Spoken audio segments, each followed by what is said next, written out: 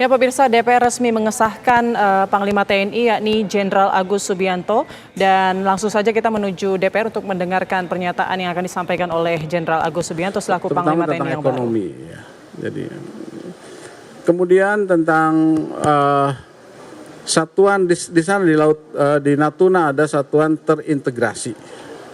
Itu ada sekarang ada selain satuan infanteri ada satuan Banpur di situ, ada Armed, Arhanud, ya. Seni dan sebagainya.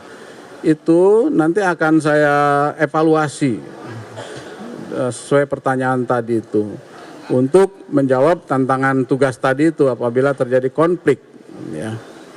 Tetapi kan sebelum konflik nih ada ini juga, jadi tidak langsung konflik, ada diplomasi militer. Kita diplomasinya baik dengan Cina itu, ya. Jadi nggak usah takut. Ekonomi baik, diplomasi militer baik, ya, Kemenlu baik, pendidikan, investor masuk ke Indonesia, itu welcome Cina. Sehingga, tapi tetap saya sebagai Panglima TNI akan mengevaluasi pasukan yang ada di sana, apakah masih seperti ini, apakah harus diperbesar. Nanti kita akan membuat Pokja, saya akan membuat Pokja button up, jadi saran-saran dari satuan bawah karena dia kan ada di situ. Dan tentunya sesuai dengan fit and proper test, jadi pasukan-pasukan terdepan nanti kesejahteraannya akan saya tingkatkan, terutama di WLP. WLP-nya akan saya WLP operasi akan saya tingkatkan. Minimal lebih baik lah.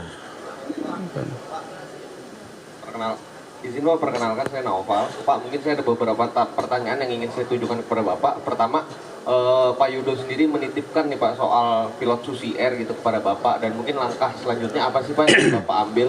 Kemudian kedua Pak, pada saat fit and proper test Bapak sempat menyinggung juga akan membentuk Pokja yang mungkin mengkaji soal kekuatan siber gitu Pak. Pada saat itu konteks pertanyaan adalah matra siber TNI gitu Pak, dan ini bagaimana soal kelanjutannya, apakah Bapak nanti akan jadi membentuk Pokja dan mungkin mempertimbangkan untuk membentuk matra siber TNI. Dan mungkin terakhir Pak, terkait dengan setelah persetujuan dari DPR ini, apakah dari Bapak sendiri sudah dengar atau belum gitu Pak, infonya kapan sih Pak akan dilantik oleh Pak Jokowi? Mungkin itu Pak, saya terima kasih.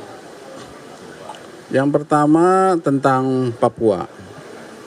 Jadi Papua itu memang ya setiap, jadi kita kalau Pangdam itu punya Renkon. Renkon ini berisi tentang kerawanan. Kerawanan itu tidak hanya fisik, non fisik, atau tidak hanya alam atau non alam. Alamnya biasanya bencana alam di situ. Non alamnya biasanya terjadi konflik sosial, konflik bersenjata. Ini Papua ini memang sangat unik. Dia punya kearifan lokalnya, punya adat istiadatnya, karena dia terdiri dari beberapa suku, ya, budayanya beda. Ini ada mantan Pangdam nih, Pak Nyoman, mantan Pangdam di sana, jadi sangat mengerti. Nah, kita menghadapinya juga harus smart power, harus cerdas, ya. Yang pertama dengan soft power tentunya. Soft power itu saya akan mengedepankan mengoptimalkan operasi teritorial di sana. Berarti kan pembinaan teritorial di sana akan saya tingkatkan. Tujuannya apa?